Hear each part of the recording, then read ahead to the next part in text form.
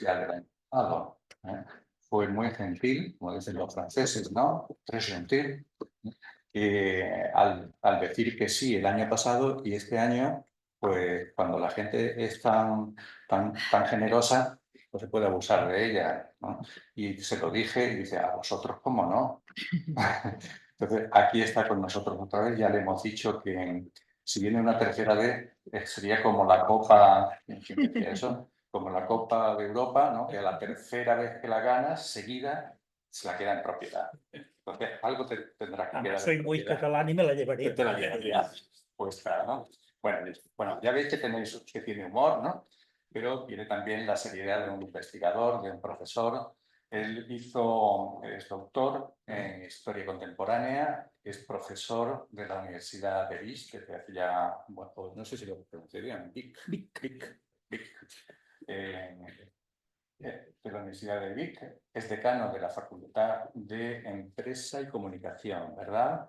Es profesor, hay una serie no sé si llamarían carreras, ¿no? Como Sí. carreras o como grados dentro de esta facultad y él da clases sobre todo en una de ellas, que es la de periodismo, en alguna más, ¿no?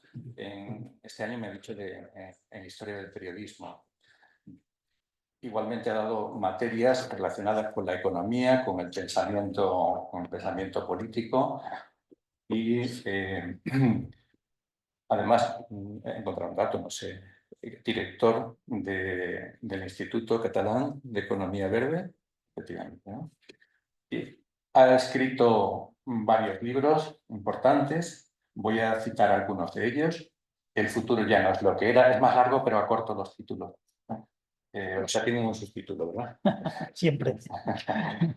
El estado de bienestar y sus detractores, economía del absurdo, que además recibió el premio Jean Fuster, adiós a la soberanía política, que es del 2017, la política malgrat tot, de consumidor a ciudadano. A pesar de todo, la política a pesar de todo. ¿No está traducida? no está traducida. Por último, populismo y retrato independentista en Cataluña. Entre interrogantes, un peronismo de las clases medias. Bien, pues yo creo que es una persona, como ya demostró el año pasado, con una gran capacidad analítica para la política y para plantear, poner el dedo en la llaga, ¿no? Creo que lo ha puesto suficientemente con el nacionalismo catalán y todo este fenómeno independentista y lo que le pedimos este año era más hacia el futuro de España, sobre todo en el terreno tan grave, tan cuestionable, ¿no? Yo creo que habría dos problemas muy importantes en España, corresponde también a Cataluña, uno que es la cuestión social y en España pues es la cuestión regional, la cuestión territorial. Bueno, te dejo. Muchas gracias. Muchas gracias, Luis. Un placer de nuevo estar con ustedes. No me negarán una cierta osadía, digamos, ¿no? Vengo de la Cataluña interior. Tengo 8 apellidos catalanes y voy a Burgos a hablar del futuro de España. O sea, osadía. Soy atrevido. Ustedes quizá pensarán que unas raravis, soy un catalán no nacionalista, pero la verdad es que la mayoría de los catalanes no somos nacionalistas. Aunque los que son nacionalistas griten más y se hagan oír más y hagan performances varias, digamos, en realidad, digamos, es la Cataluña dominante. No en mi zona. En mi zona es una zona, digamos, muy, muy nacionalista, muy, muy independentista. Mi hijo, que vive fuera, vive en Barcelona, cuando viene a la Plaza Mayor de la ciudad de Vic, un lugar así muy, con todos los exiliados, digamos, colgados de las paredes, dice algo que me compré la idea. Dice, esto es el corazón de la yihad. Pues sí, algo así. Es un poco el corazón de la yihad. Pero bueno, aunque a partir de 2010 nos pareció en Cataluña que de repente a nuestros amigos y conocidos les cogía un ataque de locura, digamos, con el tema del independentismo, la realidad es que, bueno, la gente se va volviendo cuerda otra vez y por tanto espero que haya sido un sarampión que no va a pasar del todo, porque se va a mantener un cierto pozo, pero en todo caso digamos, antes lo hablábamos informalmente, el tema del independentismo en Cataluña sobre todo fue, o es la historia de un gran engaño, digamos, ¿no?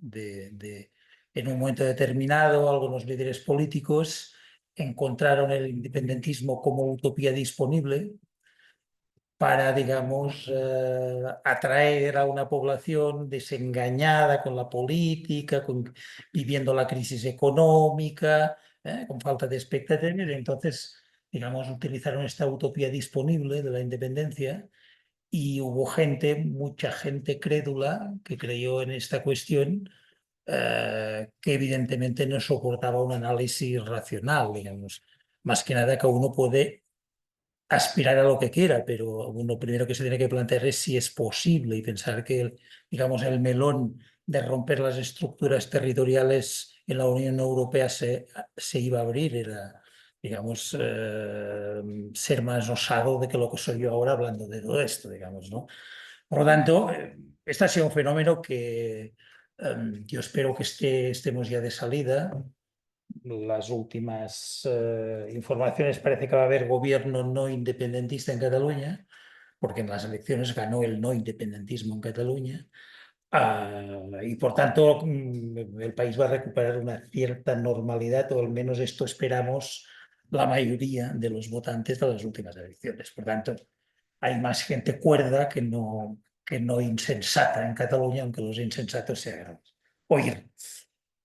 Yo vengo a hablar un poco de España como proyecto común, si es posible, si no es posible.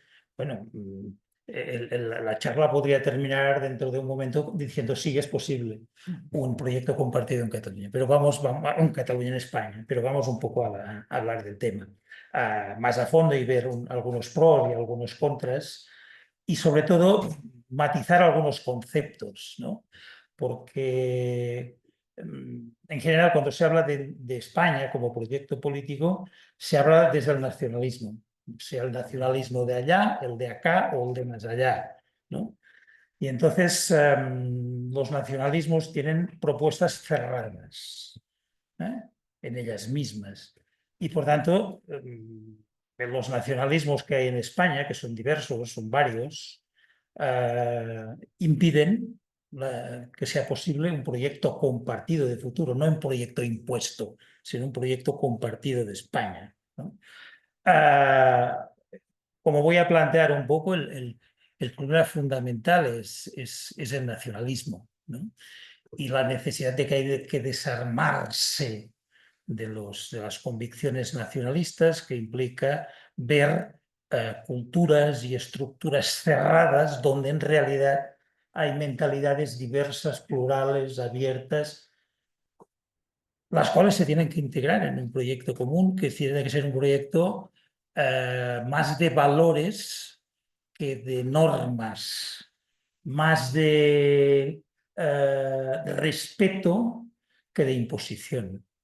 Los proyectos de futuro se construyen desde esta base, ¿no? Y por lo tanto, ¿es posible un proyecto compartido de España? Seguro, pero hay un recorrido que tienen que hacer los nacionalismos periféricos, por supuesto, pero hay un recorrido que tiene que hacer también un cierto nacionalismo español que se ha considerado históricamente un poco propietario de la idea de España. Y que es una idea de España que es válida, pero que no puede ser la única, porque entonces es excluyente. Y esa es un poco la reflexión que quisiera yo hacer hoy acá. Algunas cuestiones un poco para clarificar, que me parece importante plantear de entrada. Las unidades políticas, los estados, son construcciones arbitrarias, tengámoslo claro. Los estados no son unidades culturales, no son unidades de destino en lo universal. Las fronteras nacieron por, digamos, acuerdos entre el poder o después de guerras. Son, digamos, resultados arbitrarios. Pero admitámoslo también, son realidades difícilmente modificables. Que es más costoso modificar que intentar articular una estructura en la cual nos encontremos cómodos. Es decir, ¿por qué Europa no quiere entrar en el tema de rehacer fronteras europeas? Porque se va a abrir un melón imposible, donde aparecerían particularismos en todas partes. Burgos se partiría por la mitad porque habría los burgaleses del norte y los burgaleses del sur, y algunos burgaleses del centro que no se encuentran. Es decir, el particularismo es una enfermedad. Y por lo tanto, romper fronteras establecidas no es ni deseable ni es necesario. Si las realidades políticas son realidades donde compartimos derechos, compartimos deberes, compartimos valores, etc.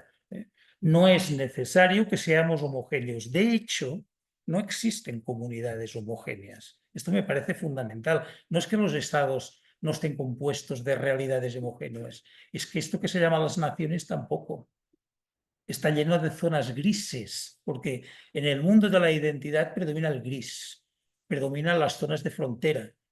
Y eso ha sido siempre así, es así y probablemente continuará siendo así. Entonces, hay que huir de hablar de los estados como espacios con gente homogénea que tiene una misma visión del mundo, una misma lengua, una misma cultura, unas mismas aspiraciones. Esto no es así, pero las naciones tampoco son esto.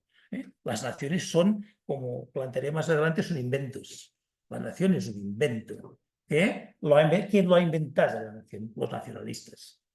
Como dice un autor, un historiador ya muerto británico, Eric Hobsbawm, primero existieron los nacionalistas, los cuales crearon las naciones. Por lo tanto, la nación es un constructo que establece que en un determinado territorio la gente es de una determinada manera. En realidad, la gente no es de aquella manera.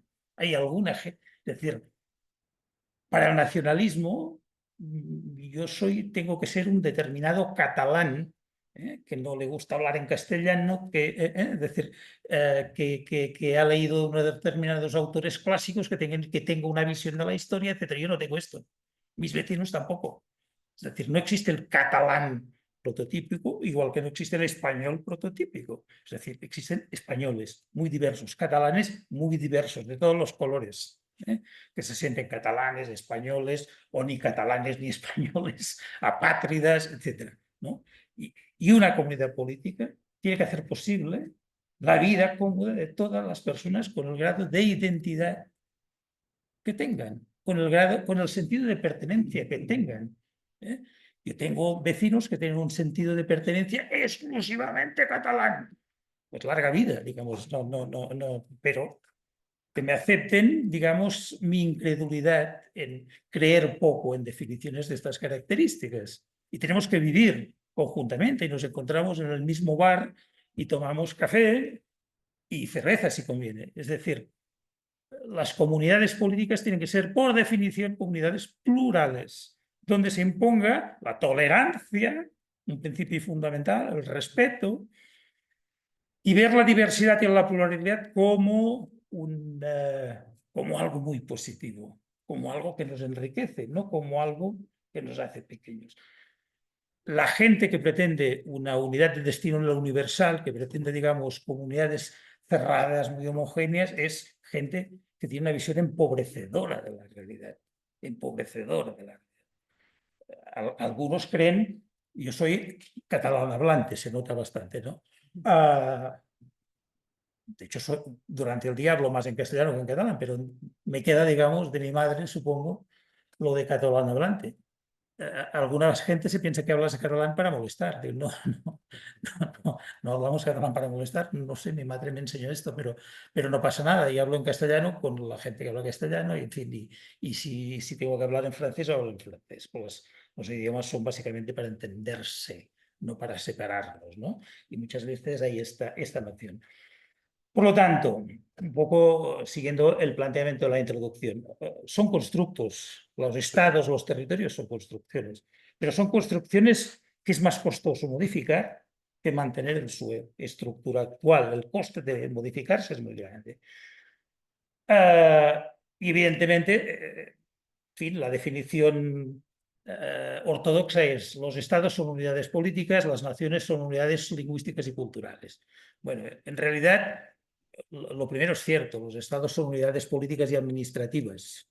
Se hayan creado cuando se hayan creado, quien las haya creado y quien los haya creado. Que las naciones son unidades, digamos, de pertenencia, pues esto ya no es tan cierto, porque es una invención. Es decir, lo que se llama la nación catalana, pues está compuesta de gente que nos sentimos catalanes de manera muy diferente. Para algunos es excluyente ser catalán y español, para algunos no es nada excluyente ser catalán y español. Algunos además pensamos que el vínculo digamos, lingüístico-cultural tiene que ser de utilidad, no de separación, etcétera. No todos los catalanes, digamos, bailamos sardanas, algunos las odiamos más bien, nos parece un baile, digamos así, muy absurdo, a algunos les gusta mucho. No todos los catalanes nos enternecemos cuando se construyen castells, que en realidad es una tradición de la zona del sur de Cataluña, que después el nacionalismo ha querido convertir en un folclore nacional, pero la mayoría de la gente, hasta hace 20 años, no habíamos visto nunca levantar un castell. Lo digo todo esto para relativizar un poco estos sentidos de identidad y estas naciones homogéneas. Hay una realidad que, si quieren ustedes, pueden trabajar. Todos los estados son multinacionales. No hay prácticamente en el mundo ni un, bueno, San Marino sería, digamos, que no caben más sentidos nacionales. Todos los estados son multinacionales, son diversos. Nunca los estados siguen fronteras de lengua, de cultura, de historia, de sentido de pertenencia, etc. Ni Alemania, ni Italia, ni Francia, ni Gran Bretaña, ni Estados Unidos. Todos los estados tienen dentro, en proporciones diversas, lenguas diferentes, culturas diferentes, sentidos de pertenencia diferentes y, en muchos casos en el mundo, etnias diferentes. O sea, por tanto, lo que ocurre habitualmente es que los estados son diversos. Por tanto, aquella idea de los nacionalistas periféricos de decir no, a cada nación un estado, bueno, cada nación un estado, seríamos los primeros en hacerlo, porque en realidad, digamos, los estados han sido siempre diversos. Lo anormal, digamos, sería lo contrario. Los estados-nación, esto que llamamos los estados-nación, los estados constituidos, son construcciones desde el poder. Es decir, a partir sobre todo del siglo XIX, del siglo XVIII y de manera más intensa el XIX, los estados constituidos intentan homogeneizar su población y, por tanto, construir la nación desde el Estado. Esto se hizo en Francia, esto se hizo en Italia, esto se hizo en Alemania, etc. Se construye la nación, se quiere dar unas características a una población que originalmente era bastante diversa. La gente del sur de Francia no había viajado en su vida a París, no sabía nada del Sena, y hablaban una lengua que se parecía poco a lo que hablaban en París. Los alemanes de Baviera poco conocían a los de Hamburgo, y ya no digamos los italianos de Sicilia a los del Piamonte. Es decir, los estados-nación, para reforzarse en la época contemporánea, llevan a cabo un proceso de intentar proporcionar unas características únicas a la población, una identidad compartida, ya sea con elementos simbólicos, himnos, banderas, etcétera, ya sea imponiendo una determinada lengua de la enseñanza, un sistema educativo único, una red de comunicaciones determinada, etcétera. Estos intentos de homogeneizar, es decir, de construir una comunidad a partir de la diversidad, de construir Francia a partir de una diversidad muy grande, estos intentos en algunos casos, en el siglo XIX, fueron, digamos, más triunfantes, funcionaron más y en otros funcionaron menos. Y esta es la realidad. Como ejemplo clásico, Francia, pues esto funcionó bastante bien. Básicamente porque se hizo con mucho con mucha riqueza por medio, y se hizo desde la zona rica, desde la hegemonía de la zona rica, hacia las zonas más pobres. Y por tanto eso es más fácil de que triunfara. En España, en cambio, este proceso se hizo de manera mucho más leve en el siglo XIX, con menos recursos, con menos idea, y se hizo desde zonas agrícolas hacia zonas industriales, lo cual, digamos, estaba un poco llamado al fracaso. Hablaremos un poco más de esto porque me parece importante, ¿eh? Se mantiene una diversidad mayor que la que se mantiene en Francia por una cuestión de cómo se realiza el proceso de homogeneización, de creación del Estado-nación, y cómo el Estado tiene una cierta incapacidad de vincular la burguesía industrial catalana con la creación del Estado. Y por lo tanto la burguesía, ¿qué acabará haciendo a finales del siglo XIX? Pues atrincherándose detrás de una cosa que se llamará catalanismo y que tendrá políticamente un planteamiento que llaman regionalista. Esto es el fruto de la frustración con un Estado que representaba intereses que no eran los suyos. Por tanto, en su momento hubo una cierta incapacidad política para entender lo que había que hacer para que funcionara esta creación del Estado-nación, ¿eh? Lo he dicho, la nación es un invento del nacionalismo, ¿eh? Ya sea el nacionalismo que ocupa el Estado, ya sea el nacionalismo periférico que queda fuera de la constitución del Estado. La nación es un invento. Esto un historiador fantástico que es Hobsbawm, en un libro muy recomendable que se llama El invento de la tradición, habla de cómo, en definitiva, las grandes tradiciones de los países son inventos necesarios, digamos, son inventos de directores de marketing del pasado, digamos, para crear una idea de comunidad, ¿no? Y como aquello que pensamos que es muy antiguo, en realidad se creó no hace mucho tiempo. La sardana que hablaba antes es un invento que se hace a finales del siglo XIX por parte del catalanismo, que coge una danza del Empordà, de una zona de Cataluña, y la quiere convertir en la danza nacional. Porque todos los países tienen su danza nacional, pues claro, los catalanes también vamos a tener nuestra danza nacional. Pero no viene del fondo de los tiempos, digamos, sino que es un invento. Máximo de Azeglio, que es uno de los hombres fundamentales de la unificación de Italia en la década de los 60, 70, cuando se crea Italia, un poco a partir del Piamonte, del norte rico, que incorpora todo el sur, digamos, agrícola, dijo una frase que fantástica, lo define muy bien. Dice, ya tenemos Italia, ahora vamos a hacer los italianos, ¿no?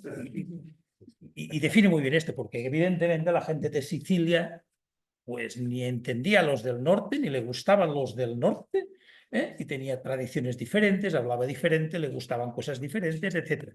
Incluso la pizza la hacían diferente que lo hacen los del norte, ¿eh? Por tanto, digamos, es en esta creación de los estados-nación cuando el nacionalismo aparece. Y aparece este concepto de identidad. El concepto de identidad es un concepto que a mí me parece fundamental, porque fíjense que a día de hoy se continúa hablando mucho de la identidad, ¿eh? Y de las identidades múltiples, diversas, etc.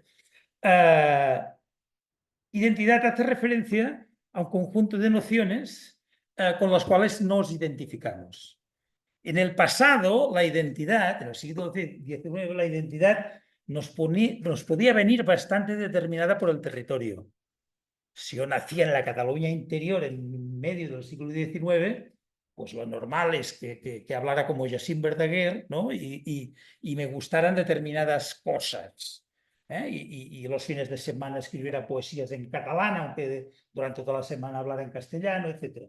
Esto era lo normal, te determinaba el territorio, el folclore, el pasado, las tradiciones, la familia, etc. El tema es que la identidad en el siglo XX y especialmente en el siglo XXI es algo electivo. El territorio no nos determina casi nada. Y por tanto, nuestra identidad es algo que escogemos nosotros. Nosotros, por un lado, nos podemos sentir catalanes o españoles, pero nos podemos sentir formando parte del colectivo LGTBI, o nos podemos sentir forofos del Real Madrid, o nos puede identificar nuestro interés por el underground, por el jazz, es decir, nosotros nos construimos nuestra identidad cada vez más. Y por lo tanto, mi identidad se puede parecer mucho a un tipo que vive al lado de Milán y parecerse muy poco a alguno que vive en mi escalera, con el cual no comparto absolutamente nada. Incluso yo soy del Barça y él es del Español. No comparto nada con este tipo. Es decir, la identidad es algo electivo y es un elemento de libertad. Evidentemente, el entorno familiar nos condiciona, el entorno social nos condiciona muchísimo, pero al final nuestros vínculos emocionales son vínculos, digamos, que tomamos nosotros cada vez más. Esto es libertad. Por lo tanto, tenemos que aceptar que las identidades políticas, comunitarias, sean identidades diversas, plurales, con vínculos diferentes. Es que yo soy más español que los toros. Bueno, fantástico, pero yo quizás soy menos español y no pasa nada. Las intensidades de la identidad son diferentes y sobre todo una cosa que en el pasado era imposible. Las identidades son cambiantes. Hoy nuestra identidad se define más en un sentido, mañana se define más en otro. Cambiamos, cambiamos. Y no hablo de la identidad juvenil, que es un poco como un producto de consumo, la identidad, ¿no? Ahora voy de gótico, ahora voy de mod, ahora voy, ¿eh? No me refiero tanto a esto como producto de consumo, sino a aquello con lo cual nos identificamos. Generalmente la gente que tenemos más de 50 aún nos identificamos bastante con un territorio. Nuestros hijos ya no se identifican tanto con un territorio, nacido en una concepción de que su lugar es el mundo. Y por tanto no tienen... Nosotros irnos a vivir a Argentina, qué cambio de vida, ellos viven en todas partes. Por tanto, hay sentidos de identidad diferentes. Y tenemos que aceptar que la identidad es algo cambiante, que tiene que ser algo cambiante, que la identidad no puede ser una prisión, una cárcel, ¿eh? Igual que se nos englobe en una nación. Esto no puede ser un elemento limitador, tiene que ser un elemento creativo con el cual nos sentimos vinculados en base a nuestra libertad. Siempre que se habla de naciones, se habla de estados, siempre que se habla de comunidades, etcétera, se habla de la historia. La historia es el lugar al cual siempre se recurre y la historia nos da la explicación que queramos. Es fantástica la historia. Es decir, es como un supermercado donde puedo encontrar lo que quiera al precio que quiera y sobre todo es el lugar donde puedo reforzar mis prejuicios. Porque vamos a la historia pues, a reforzar prejuicios. O sea, no vamos a la historia para que nos enseñe. Bueno, los historiadores quizá un poco, pero digamos la mayoría de la gente va, y los políticos sobre todo van a la historia. Algunos dicen, no, es que España tiene 2000 años de historia. ¿No? El concepto de España no tiene 2000 años de historia, porque el concepto de Estado no estaba planteado ni de nación ni nada, ¿no? Porque la nación española o la nación catalana tiene 1000 años. ¿No? Oiga, el concepto de nación es del siglo XVIII, o sea, antes no, nadie se sentía catalán, ni español. Es decir, entonces vamos a la historia, a hacerle decir a la historia lo que queremos. Es evidente que en la península ibérica, digamos, la historia que sí que influye es evidente. Si te has romanizado antes, si ha habido más periodo islámico, etcétera, evidentemente eso tiene unos ciertos efectos en la composición del territorio. En la península ibérica, lo que se llamó engañosamente la reconquista tiene unos efectos sobre la ocupación del territorio, sobre la estructuración del campo, fundamental. Por tanto, la historia influye, pero la historia no determina. La historia no nos determina. Al final, digamos, a día de hoy, no venimos determinadas por la historia, podemos ser lo que queramos ser. Por tanto, digamos, la excusa de la historia no sirve. Es evidente que en España hay diferencias de latinización. La latinización se produjo en un ritmo en unos lugares y en otros en otro. La ocupación árabe no llegó a todas partes, en algunos lugares estuvo más que en otros. En Cataluña hay la Cataluña nueva y la Cataluña vieja, Hay una Cataluña con una ocupación árabe relativamente importante y hay una Cataluña donde no hubo, digamos, la ocupación árabe. Por lo tanto, en la propia Cataluña hay diferencias sobre la importancia de lo árabe. La reconquista condicionó, digamos, el poblamiento en el caso de buena parte de la península, la colonización americana, protagonizada digamos, por la corona de Castilla y, digamos, la corona de Aragón quedando durante siglos al margen. Esto genera unas diferencias importantes, aunque al final la corona catalana también entró en el tema, digamos, de la colonización americana. Hubo en el siglo XVII la Guerra dels Segadors. En Cataluña es como una guerra mítica que se plantea como si fuera una guerra nacional, donde una Cataluña aliada con Francia y lucha contra España. En realidad no es esto, digamos, son guerras de tipo feudal todavía, de tipo, digamos, de tipos antiguo, pero en todo caso la Guerra dels Segadors sí que puso en evidencia algo desde el punto de vista territorial bastante evidente, que es que entre la corona de Castilla y la corona francesa hay un lugar que se llama Cataluña, digamos, la marca hispánica, ¿no? Y que en algunos momentos Francia intentó, digamos, utilizar Cataluña como tierra de frontera, como tierra de ocupación, etc. Insisto, una guerra mitificada por parte del nacionalismo catalán. Evidentemente existe la guerra de sucesión y existen los decretos de nueva planta, que es un intento por parte de la monarquía hispánica unificada, es un intento de empezar a crear un Estado-nación único, con una legislación única, una lengua única, como por otro lado, unos años después haría, digamos, Napoleón en Francia.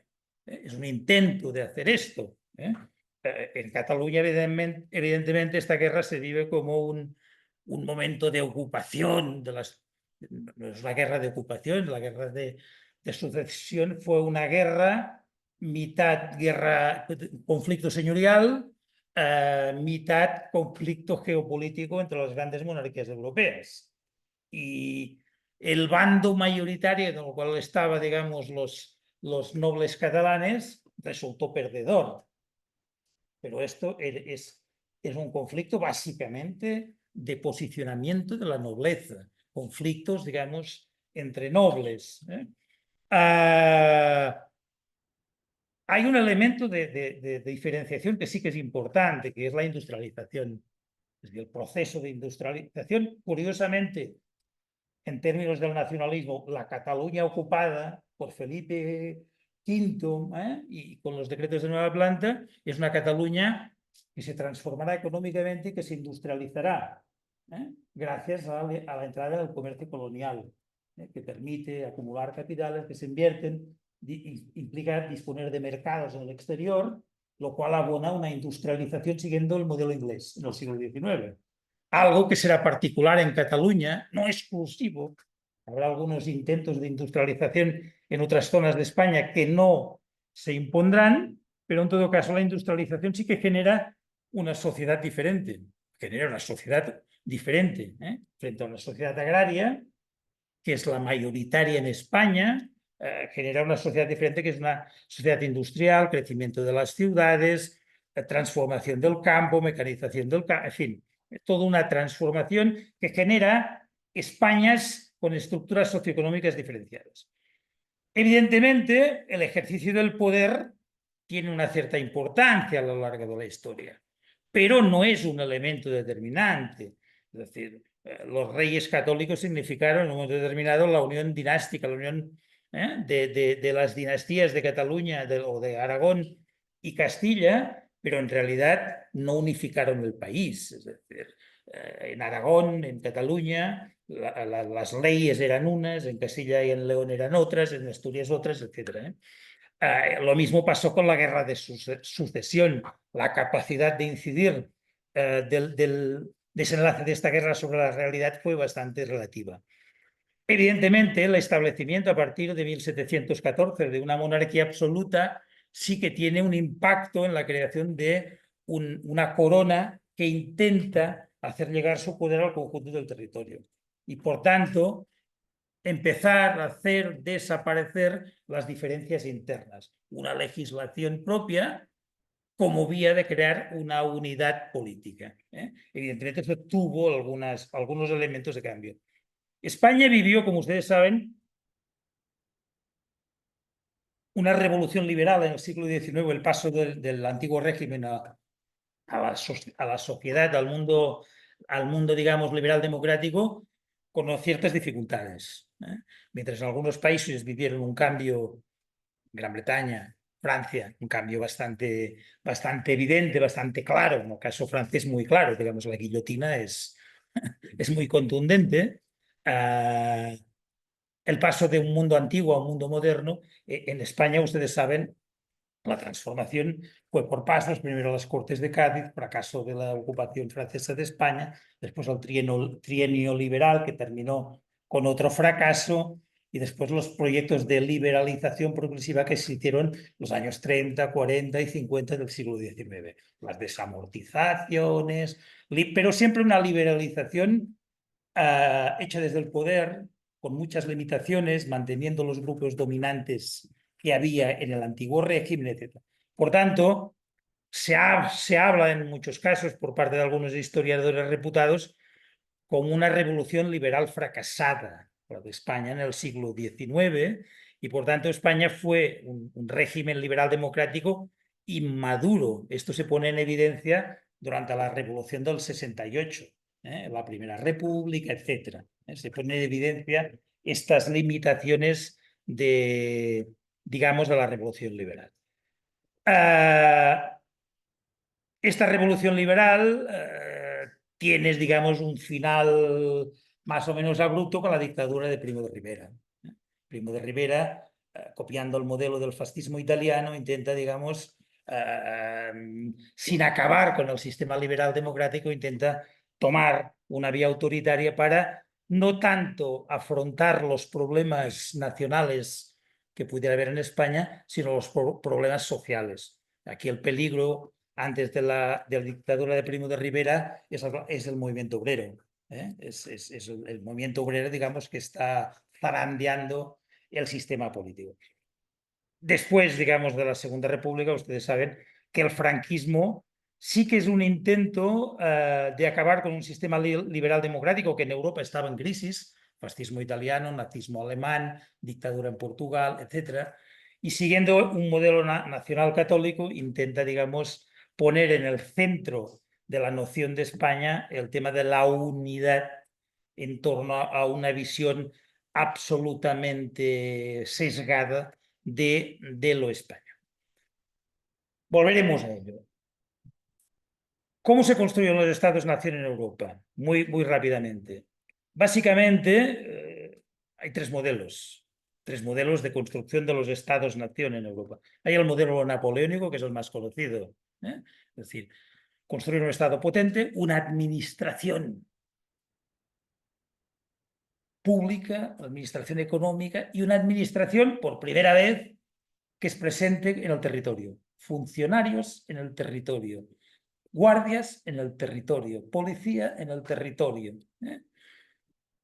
Construir un sistema de comunicaciones que haga posible la gestión del territorio, un sistema de comunicaciones como elemento fundamental.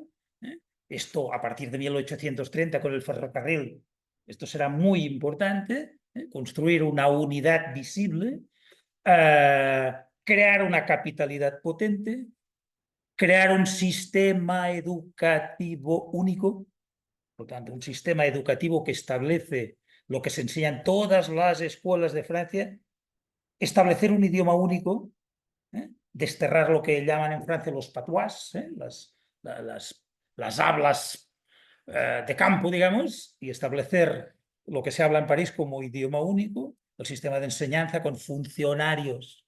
Se dedica a transmitir esta visión, unos valores, una explicación de la historia, todos los mitos, lo que es Chanson de Roland, Juana de Arco, todos unos mitos de la historia de Francia que constituyen, digamos, el elemento fundamental, establecer los valores de la revolución como valores básicos, la libertad, la fraternidad, la solidaridad, etcétera, como valores centrales, el orden como elemento clave, símbolos por los cuales apoyarse, una bandera, un himno, un servicio militar obligatorio, que para la época es muy importante para encuadrar a la gente. Escuela y ejército encuadran a la gente en una misma visión. Esa es la construcción, digamos, de manual de un Estado-nación. Tengo un territorio amplísimo, muy diferente, quiero que dentro de 50 años todos se sientan hermanos y vean, y bajo la misma bandera se sientan partícipes, que defiendan a Francia sin plantearse de qué. En fin, que en el territorio haya administración, haya burócratas, haya policías, etc. Esto es la construcción del Estado moderno. Es la construcción del Estado moderno, además asociado a unos valores de riqueza, de libertad, de fraternidad, etcétera, etcétera, etcétera. Hay el modelo prusiano. El modelo prusiano es diferente. El modelo prusiano parte de la diversidad. Es decir, Alemania es durante siglos es un territorio, pero una diversidad de estados, de centros de poder, ciudades libres, etc. Y Prusia, que es digamos, el territorio más poderoso y que se industrializa, plantea a futuro una unidad ¿cómo?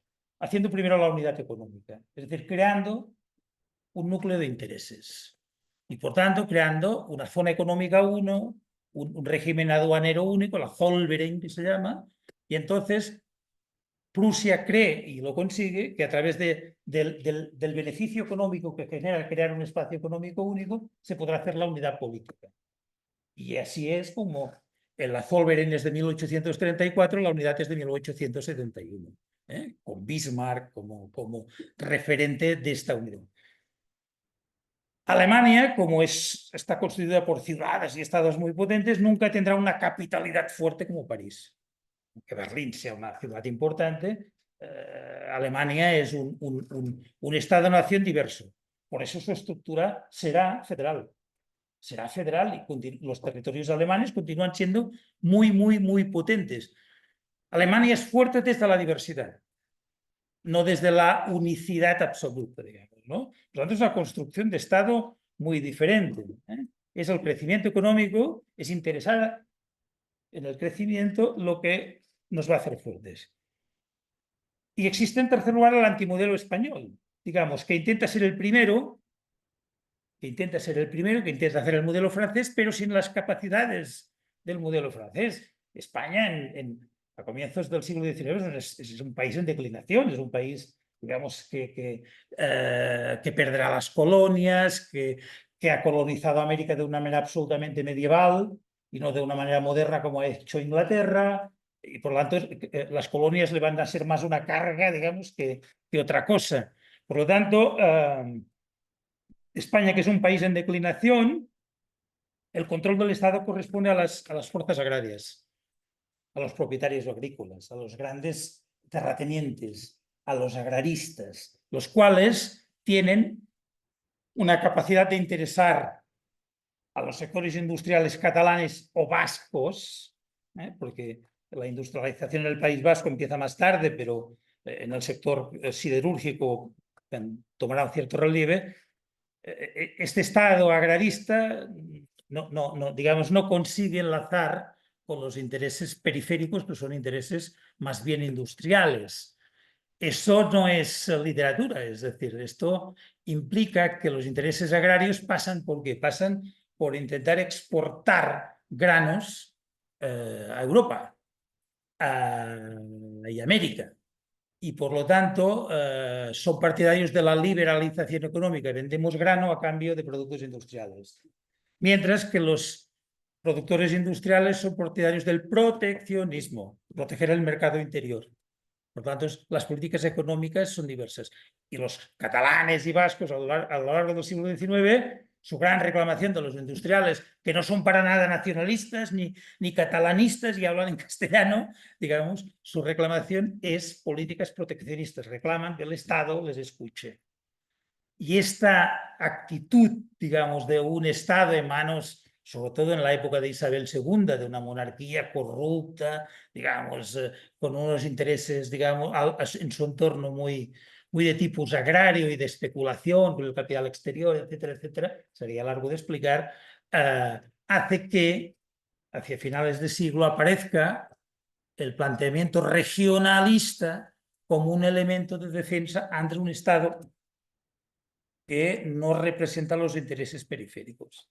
Por tanto, es la incapacidad de vincular estos intereses, es la imposibilidad de este mundo de la monarquía de Isabel II, sobre todo, y después de Alfonso XII y de Alfonso XIII, lo que hace que centro y periferia se vayan alejando. Y entonces aparecerá el discurso cultural y el discurso histórico como elemento de ¿qué? De diferenciación. En lugar de buscar lugares comunes, en lugar de buscar, digamos, vínculos, relaciones, etcétera, se busca marcar diferencias. Este es un poco el planteamiento. La construcción de los Estados-nación en Europa, un poco lo que acabo de explicar. Modelo unitario napoleónico, construimos una administración. Modelo descentralizado alemán, primero unidad económica, y Prusia y Bismarck construyendo la unidad dentro de la diversidad. Construyendo la unidad dentro de la diversidad. Dentro de esta unidad, dentro de la diversidad, la guerra franco-prusiana es muy importante. ¿Por qué? Porque en esta nueva Alemania, ¿qué demuestra? Situados en 1870, la superioridad de la Alemania unida frente a Francia, que era el gran enemigo en el continente europeo. Es una humillación para Francia, es, digamos, una gran victoria para Alemania, refuerza la idea de Alemania. Alemania a partir de ahí entra en todo el tema de la colonización africana, que hasta entonces no había estado, compitiendo con Francia, etcétera, etcétera, etcétera. Por tanto, son dos procesos muy diferentes. En el caso de España es lo que acabamos de decir, débil liberalización, una dialéctica centro-periferia que se va, digamos, reforzando, conflicto entre la burguesía y propietarios agrícolas, una burguesía que no era para nada catalana, pero que en todo caso, digamos, utilizará el catalanismo como elemento de diferenciación, proteccionismo frente a liberalización, la Renaixença, que es el renacimiento cultural de Cataluña que se desarrolla a partir de los años 30 y 40, 50 del siglo XIX, inicialmente es algo muy frágil. Básicamente es algo de frailes, de gentes que van a los juegos florales y hacen poesías, etcétera. Es decir, pero esta Renaixença tomará, conforme nos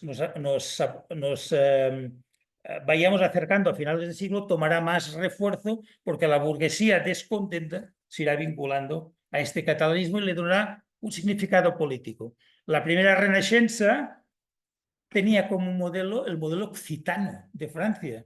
El poeta de referencia era Frédéric Mistral, el poeta de Occitania, y Jacint Verdaguer se quiso construir como el poeta nacional catalán comparativamente al occitano. Es decir, era un catalanismo de signo puramente cultural, lingüístico, etc. Después tomó, hacia finales de siglo, la incapacidad del Estado hace que el catalanismo tome esta vía más política.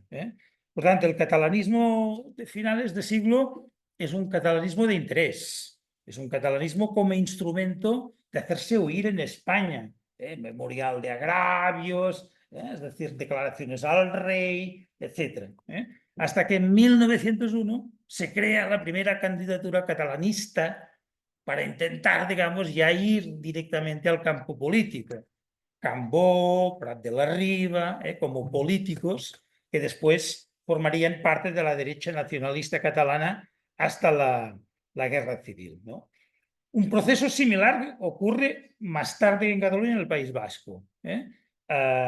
La incapacidad del Estado de incorporar los intereses industriales del País Vasco hace que aparezca a finales de siglo el nacionalismo vasco, que es un absoluto invento con una lengua que tiene mucho de inventada. Desde Sabino de Arana, saben ustedes, incluso se inventa una curriña, digamos, con unos papeles donde hace pruebas de cómo podría ser la bandera vasca.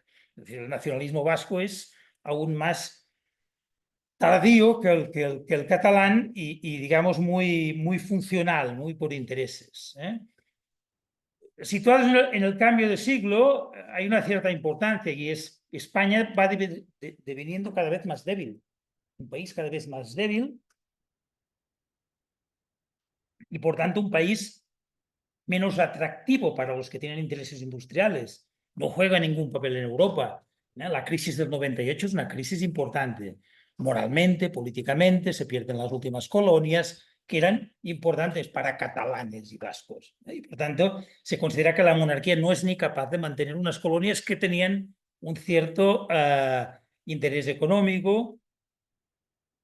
Hay una falta de proyectos de regeneración de España, hay algunos, evidentemente, de proyectos de regeneración, pero no hay una regeneración política relevante. La monarquía tiene una cierta incapacidad de lidiar con un país con intereses diferentes y que en sus periferias, además, aparece el movimiento obrero, las movilizaciones de trabajadores. En Cataluña, ustedes saben, aparece el anarquismo, también en Andalucía, el marxismo, digamos, en la zona sur y vasca, etcétera, por toda una problemática obrera y con un Estado incapacitado para hacer frente a esta problemática. Esto se evidencia, por ejemplo, en la Semana Trágica en Barcelona, de 1909. Se evidencia esta debilidad del Estado, donde los industriales ven que no hay un Estado que pueda mantener el orden. Y por eso algunas apuestas industriales, en el caso catalán, van por ir a crear fábricas al interior, siguiendo la cuenca de los ríos, no tanto por la energía hidráulica, que también, porque es baratita, pero sobre todo buscando huir de Barcelona y las problemáticas obreras y anarquistas, etcétera, etcétera, etcétera. Es decir, ir hacia el interior buscando una estabilidad con las colonias industriales, un control de los trabajadores que no se podía poder producir en el mundo urbano barcelonés. Por tanto, aquí hay una debilidad del Estado. En la periferia, por tanto, hay una problemática y una cultura obrera muy importante. La apuesta de la dictadura de Primo de Rivera es un intento de autoridad, digamos, ¿no? Siguiendo modelos europeos.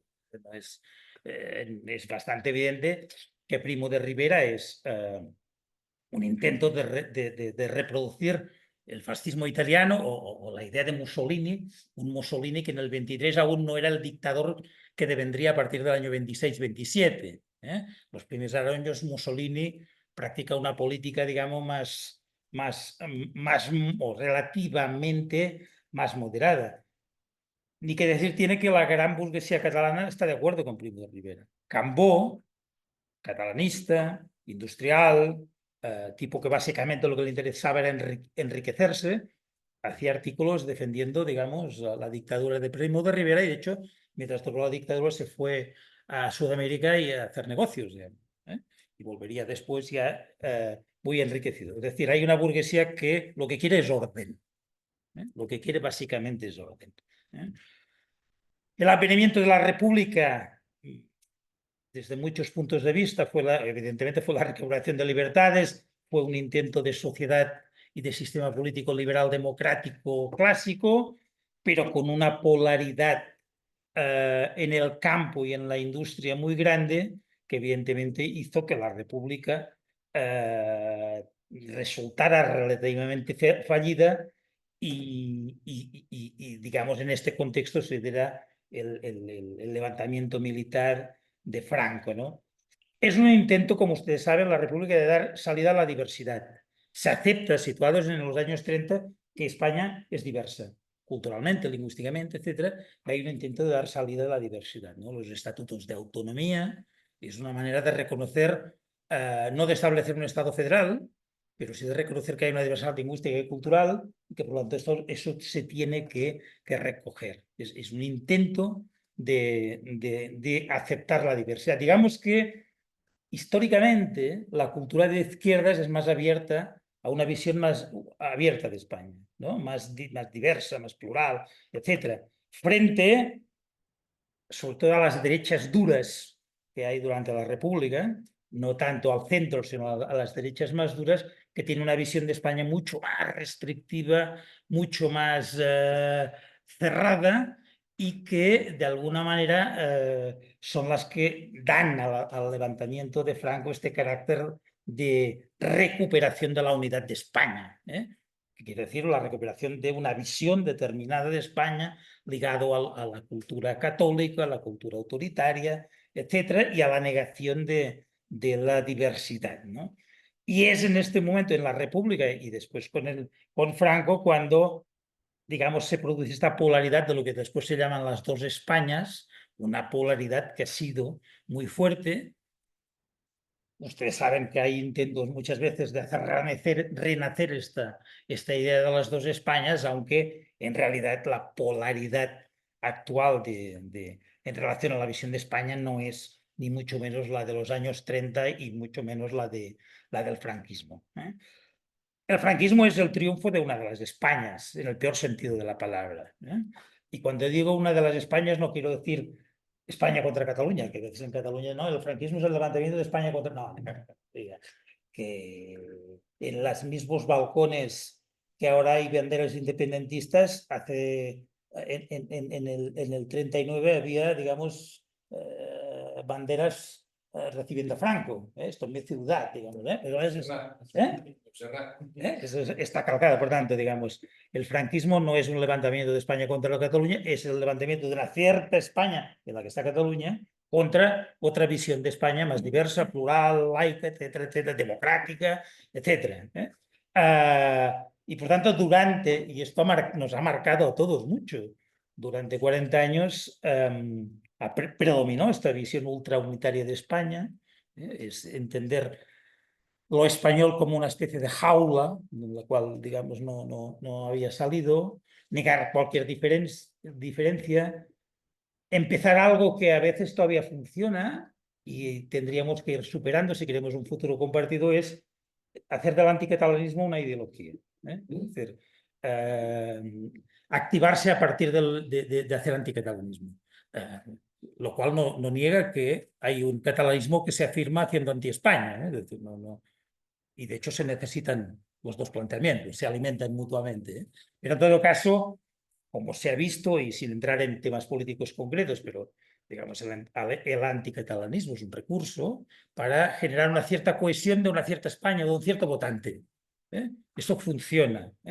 Y afirmando cosas de Cataluña, de la realidad catalana, que no tienen nada que ver, como si perseguimos castellano hablantes y cosas de estas que, digamos, que no existieron jamás. Es decir, aquí todo el mundo juega con este tema. Por tanto, el anticatalanismo como una ideología que aún es presente en algunos ámbitos.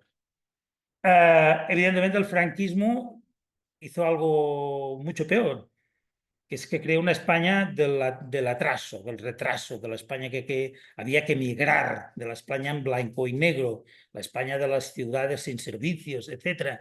Y por tanto creó una imagen de España muy poco atractiva. La España de las sotanas, la España, digamos, de eso en blanco y negro, rancia, etc. Por lo tanto, reforzó mucho la idea de algunos sectores de España es esto, no queremos ser esto. Aún hay un cierto catalanismo que, para justificarse, intenta dar una visión rancia de España. Y tú le dices, oye, viaja por España. España ya no fue esto, desgraciadamente, pero ya no tiene nada que ver con esto. Incluso tienen internet. O sea, no, es decir, un poco todavía se juega un poco con esto, pero es evidente que la España de los 60 es una España difícil, de los 50, de los 60, del nacionalcatolicismo, etc. Y el antifranquismo, el movimiento antifranquista, se planteó en los 60, en los 70, como un movimiento con una visión más abierta y plural de España. Se hablaba de una república, se hablaba de una España federal, se hablaba, digamos, del reconocimiento de las nacionalidades, para no hablar de naciones se hablaba de nacionalidades, etc. Con la idea de que otra España era posible, una España más ligada a valores democráticos, a valores de libertad, a valores de proyecto compartido, diverso, etc. Y la gente, los sectores que de alguna manera sabían del franquismo, que se quedaron con esta visión más tradicional de España. La transición impuso la idea de la diversidad y de hecho durante la transición, a la que ahora se denosta tanto, pero que que permitió salir de una dictadura y establecer un sistema democrático, ahí es nada, digamos, Ah, y a veces digamos, se le quita importancia a la transición de manera un poco injusta. Se impuso la diversidad, la aceptación de que Cataluña quizá era diferente de otros lugares, Galicia era diferente, Andalucía era diferente, Madrid era diferente. Es decir, que la diversidad no era un problema. Y aquí sí que se estableció, aunque no sea mecánico esto, una distinción derecha-izquierda bastante clara. El modelo de la izquierda ha sido más, en los 70 y en los 80 y en los 90, un modelo más de diversidad, más de aceptar la plurinacionalidad, de aceptar el establecimiento de un Estado que no fuera estrictamente centralista, que los tiempos de Napoleón ya habían pasado, digamos, que ya era el momento de hacer lo que no se hizo en épocas de Napoleón, etcétera. Y un modelo de la derecha, sobre todo de la derecha que tenía vínculos sociológicos con el franquismo, un modelo mucho más tradicional, asociando el patriotismo, el concepto de patriotismo, de defender a la patria, más asociado a la derecha y menos a la izquierda, una visión, digamos, más estricta, una preocupación continua por la unidad de España, que todo lo que fuera aceptar la diversidad era debilitar la unidad, etcétera. Y se hizo un arreglo, alguien diría un apaño. La verdad es que cuando escribí la primera vez puse apaño, pero después pensé esto, apaño suena un poco duro. El arreglo de la España de las autonomías. La España de las autonomías es salir del paso. Habiendo visiones de España tan confrontadas, habiendo unos nacionalismos periféricos que presionaban, aunque no planteaban la ruptura, en aquel momento, en 70s y 80s, no se planteaba la ruptura, eso ha venido después. En aquel momento digamos, el invento de Suárez, para personalizarlo en alguien, de Adolfo Suárez, es multiplicar las autonomías para negarlas, digamos, ¿no? Es decir, en España se daba por hecho que había unos territorios que tenían una cierta diferenciación, Galicia, Cataluña, País Vasco, Andalucía, pero se apostó por la España de las autonomías, 16 autonomías, al final 17, un poco en aquella frase de Adolfo Suárez, café para todos, ¿no? Es decir, vamos a hacer una diferenciación, incluso vamos a diferenciar a aquellos que no se sienten diferentes, ¿no? Para que así los que se sienten diferentes sean iguales que los que no se sienten diferentes. Es decir, fue un apaño desde el punto de vista tanto de la visión de la izquierda española de la diversidad como de la visión desde la periferia de algunos sectores, digamos, que defendían su particularidad, se acabó aceptando como se salía de una dictadura. Se salía de una dictadura que había venido después de una guerra con más de 1 millón de personas muertas. La dictadura estaba lejos, pero no tan lejos. Por lo tanto, hubo una aceptación, pero no se estableció una auténtica cultura de la diversidad, no entre territorios de España, sino de la propia noción de España. El problema no es de territorios, es de la propia noción de España, que sea una visión más diversa, más plural, más abierta. No se apostó por el federalismo, que habría sido la fórmula, digamos, para establecer un sistema de gobierno en una España considerada abierta y plural. No se apostó por el federalismo, la derecha consideró que el federalismo debilitaba el concepto de unidad, que detrás del federalismo vendría la separación, etc. Se confundió interesadamente federalismo con confederalismo, que no son exactamente lo mismo, sino bastante opuestos, y se impuso aquella máxima de Ortega y Gasset, ¿no? Es decir, Cataluña es un problema que hay que conllevar y vamos a hacer un apaño para, digamos, que esto continúe. Y claro, los apaños tienen un problema, es que no resuelven situaciones, es decir, ganas tiempo, pero no resuelves situaciones. Eso llevó a que la demanda del nacionalismo catalán fuera continua. Jordi Pujol representa esto. Voy a conseguir poco a poco la política que él llamó del peix al cove y voy a estar en negociación continua negociación continua, me van a necesitar el Congreso de los Diputados, por lo tanto voy a ir negociando, con lo cual, paralelamente, él que se arrogaba la representación de Cataluña, todo y que políticamente solo era una parte de Cataluña, pero se presentaba como la representación de Cataluña, lo que hacía era cada vez hacer más impopular a lo catalán. Porque esta idea de lo catalán, que solo buscan el dinero, que lo quieren todo, que no son solidarios, etc. Evidentemente, Pujol reforzaba esta idea, ¿no? Esta idea. Y por lo tanto, digamos, el daño en términos de relación en el conjunto del Estado fue fatal. Al lado de eso, la singularidad vasca. La singularidad vasca consistió en recurrir a los fueros, las leyes históricas. El Estado compró esta idea, digamos, de las leyes históricas, de los fueros vascos. Eso le permitió un sistema de financiamiento no mejor, sino un sistema de financiamiento injusto, de lo cual todos hacemos transferencia, digamos, de renta al País Vasco. Pero como es el 5% del PIB del País Vasco, pues esto se puede sostener. Cuando Cataluña pide en el concierto económico, es evidente que no se puede sostener porque es el 20% del PIB. Y si el 20% del PIB le transfieres renta, tienes un problema, digamos, de sostenimiento del Estado. En todo caso, la negociación vasca a nadie se le escapa, que fue con el terrorismo, digamos, en pleno apogeo. Y desgraciadamente, y aunque duela decirlo, se utilizó la negociación a su favor. Yo siempre recordaré la frase de Xavier Arsallos, ¿no? Que decía aquellos de unos mueven el árbol y otros recogen, que me parece la frase más miserable que se puede utilizar en política. Pero no pasó nada y, por lo tanto, digamos, hay un sistema de financiación injusto por el País Vasco que algún día alguien lo tendrá que plantear, porque esto no es sostenible, y si no es sostenible, no es sostenible para nadie, y sobre esto no se construye un proyecto de futuro para España. Por tanto, el concierto económico es algo que no se puede generalizar, y en Cataluña descubrieron tarde que habría sido un buen modelo de financiamiento.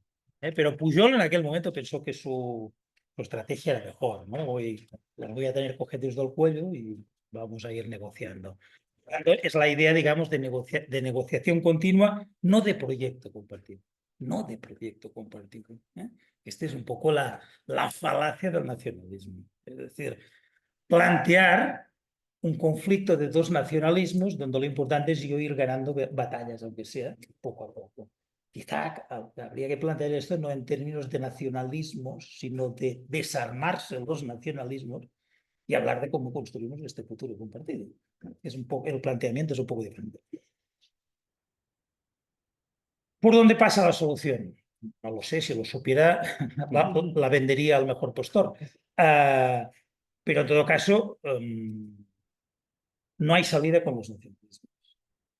Estamos ante el fracaso de los nacionalismos. Cuando digo los nacionalismos, no digo el catalán y el vasco, digo el catalán, el vasco y los nacionalismos españoles. El nacionalismo, a verlo, haylo en todas partes. Y por lo tanto, el problema es el concepto de nacionalismo, de definir a alguien contra alguien, de definir que nosotros somos diferentes y ustedes son diferentes y que tenemos que ganarles la partida. Este es el planteamiento fallido. El nacionalismo siempre te deja en un callejón sin salida, de conflicto continuo. En este punto, el independentismo catalán fue un salto en el vacío, digamos, ¿no? Un intento de ir más allá, en un momento de crisis en muchos sentidos, entre ellas económica, de un nacionalismo catalán que gobernaba, que había hecho unos recortes en sanidad y en educación brutales y tenía mucha contestación, se puso encima del oleaje de los independentistas, que hasta aquel momento eran minoritarios, ¿no? En 2010, 11, 12, Artur Mas, que era un pujolista de toda la vida, se subió a la ola pensando que surfearía sobre aquella ola, ¿no? Y en realidad aquella ola, digamos, se lo llevó por delante. Fue un salto al vacío, evidentemente no tenía ninguna posibilidad, ninguna salida, no tenía sentido. Sobre todo dividía a la sociedad catalana. No es que fuera un enfrentamiento entre Cataluña y España, no. Es que era un enfrentamiento entre Cataluña. Es decir, no, una parte importante de la población, la mayoría no compartíamos esta visión excluyente, ¿no? Porque es una visión excluyente la del independentismo. Te tienes que comportar de determinada manera, tienes que hablar de determinada manera, es afirmar tu superioridad, ¿no? Que es de las cosas más repugnantes, ¿no? Siempre esta superioridad respecto a los españoles, es decir, esta actitud que no lleva a ninguna parte y que además no se basa absolutamente en nada. Habrá que renunciar a la cohesión que provoca, ya lo he dicho antes, la que proporciona el anticatalanismo. Es decir, los nacionalismos se necesitan y se alimentan. Y aquí hay que desarmarse, unos y otros, ¿eh? Y el catalán tiene que desarmarse, pero también el que utiliza el anticatalanismo, ¿no? De una vez por todas hay que aceptar que no hay comunidades ni identidades homogéneas. Si no nos ponemos de acuerdo con eso, vamos mal. No hay identidades homogéneas. Yo no me siento catalán. Nací en un territorio, hablo una lengua materna porque nací en un territorio, puedo apreciar un poco más de la media algunas cuestiones de mi entorno, pero no sé, no amo los que son catalanes más que a los que son de Burgos, digamos, en principio no está previsto que sea así. Y la gente nos reconocemos en otras personas, en otra gente, no en territorios. A mí cuando la gente me dice, no, es que este ama mucho Cataluña. ¿Cómo se hace amar Cataluña? Es decir, ¿cómo se ama una tierra? Amas a tus amigos, al sitio de tu infancia, pero no amas unas fronteras y unos símbolos abstractos. Es decir, es una especie de perversión de la cual tendríamos que ir saliendo, ¿no? Para hablar de otras cosas que son las importantes. Las identidades son múltiples y transversales, pero no solo porque somos catalanes y españoles, no. Porque yo me siento, hay una música que identifica, que a vosotros no os identifica, hay una literatura, es decir, todos construimos nuestra identidad, ¿eh? Y por lo tanto, las identidades no tienen que entrar en lucha. No se trata de imponer mi identidad a la identidad de otro. La identidad es algo personal. Está fantástico. Y además quizá el año que viene ya no tienes la misma. O yo no tengo la misma. Es decir, vamos a desacralizar, lo digo en sentido metafórico, vamos a desacralizar el sentido de identidad, de pertenencia, etc. Vamos a identidades y a pertenencias leves, cambiantes, ¿eh? Porque si no, digamos, se va a situaciones que no son posibles. El territorio, ya lo he dicho antes, ya no nos determina. El territorio no nos determina, nos determinan otras cosas, la enseñanza, la familia, el grupo social al que pertenecemos, dónde vamos a estudiar, en qué universidad estudiamos, qué amigos hacemos y qué gustos incorporamos. Esto sí crea nuestra identidad. Territorio, en fin, si he nacido en el páramo de Masa, no sé si el territorio me va a determinar mucho, ¿no? Es decir, no. Hay que ir saliendo de estos tópicos comunes, ¿no? De estos territorios comunes. Hay que reivindicar la laicidad nacional e identitaria. Digo laicidad en sentido metafórico, pero también en sentido estricto, digamos, ¿no? Porque lo nacional y la religión no tienen que ir conjuntos, pero en todo caso lo digo en sentido metafórico. Es decir, vínculos leves, sin actos, sin que nos pidan actos de fe en relación a todas esas cuestiones. No, es que si no soy poco español. ¿Qué quiere decir ser poco español? ¿Qué problema tiene? No, es que si no voy a los toros, no son, pues a los toros no vas a los toros. De hecho, la mayoría de los españoles no van a los toros. No sé. Eso me parece importante, hacer prevalecer el concepto de comunidad en frente al de tribu. Los nacionalismos tienden a lo tribal, a lo básico, a lo elemental, a la sangre. Es aquí voy a derramar la última gota de sangre por mi país. No derrames nada, ¿no? Mejor no derrames nada, digamos, ¿no? Vamos a poner en valor lo comunitario, la sociedad, la familia, los vínculos, los espacios de sociabilidad, la solidaridad. Vamos a poner en valor la comunidad, vamos a poner en valor el estado del bienestar. Significa de solidaridad al estado del bienestar, los servicios públicos, etcétera. No lo tribal, que es lo que hace un cierto nacionalismo actual, español y no español. Es lo que hace Donald Trump, intentar llamar a la tribu el poblador blanco norteamericano del cinturón del óxido, digamos, ¿no? Si hay que tener patriotismo, que es un concepto que a mí no me ha gustado nunca, que sea constitucional, digamos, ¿no? Por los valores constitucionales, por los valores de civilidad, por los valores cívicos, por la defensa de la libertad, de la democracia, etc.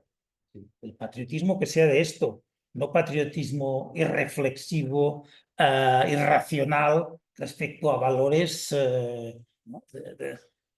No te encuentras de repente a alguien xenófobo y te dice, no, es que estos moros diluyen nuestra cultura. Y tú dices, ¿y tú cuando hablas de nuestra cultura, de qué coño estás hablando? ¿No?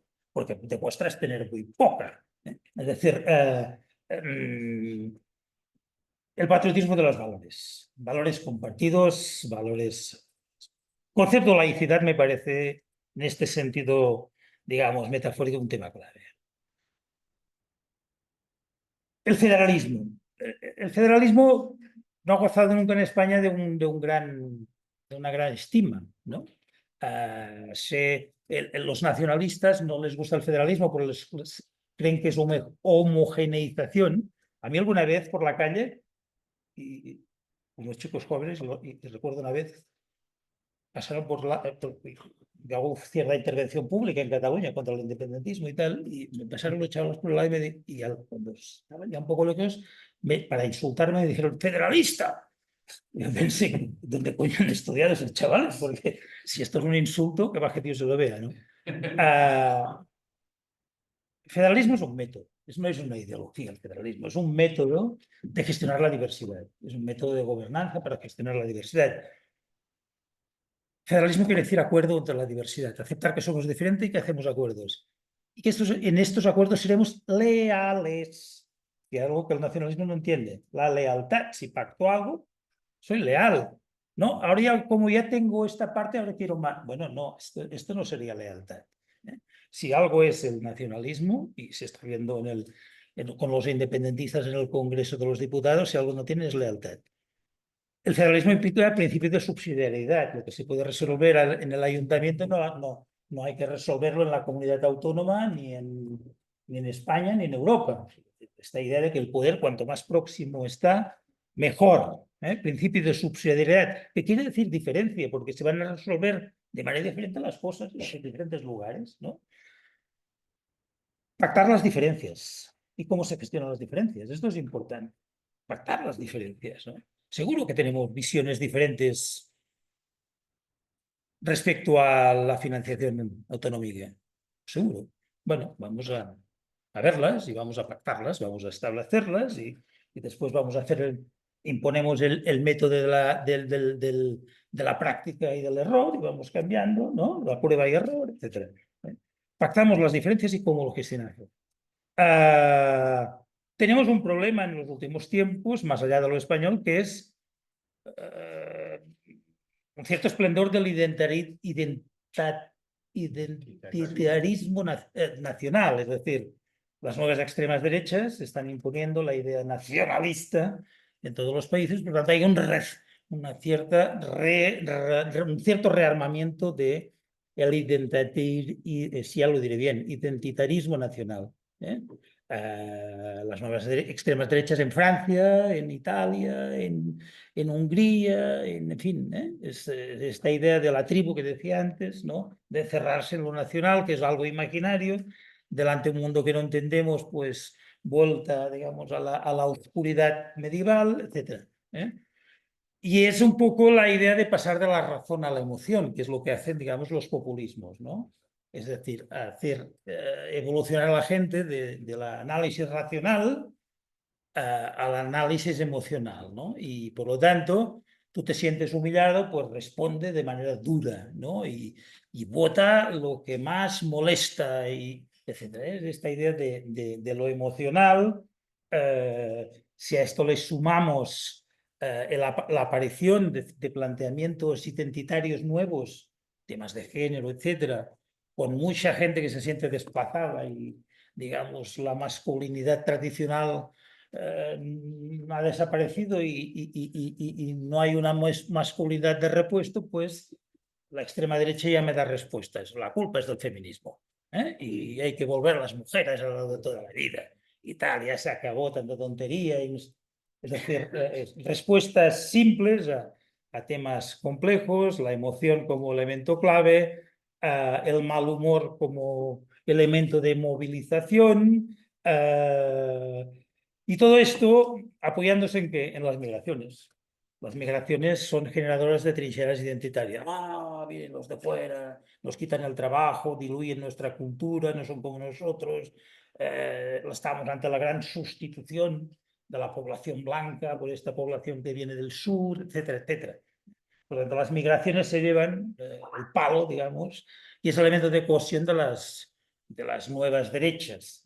No se habla de migraciones, que evidentemente generan dificultades, los grandes movimientos migratorios generan dificultades, pero se habla siempre en términos despectivos, ¿no? Y de refuerzo de nuestras identidades. Está el tema de las nuevas identidades. Está toda esta idea de las batallas sobre temas raciales, sobre temas de género, sobre temas medioambientales, etcétera, que generan nuevas identidades. Todo esto que se llama despectivamente la cultura woke, que sirve para que la derecha se refuerce muchísimo contra este tipo de cultura, contra este tipo de estas nuevas identidades, pero a la vez que esto, yo soy de los que cree que la izquierda se pierde un poco defendiendo solo estas nuevas identidades y olvidándose de los problemas sociales de fondo que no se debería olvidar, que la izquierda nació para esto, no para otras cosas.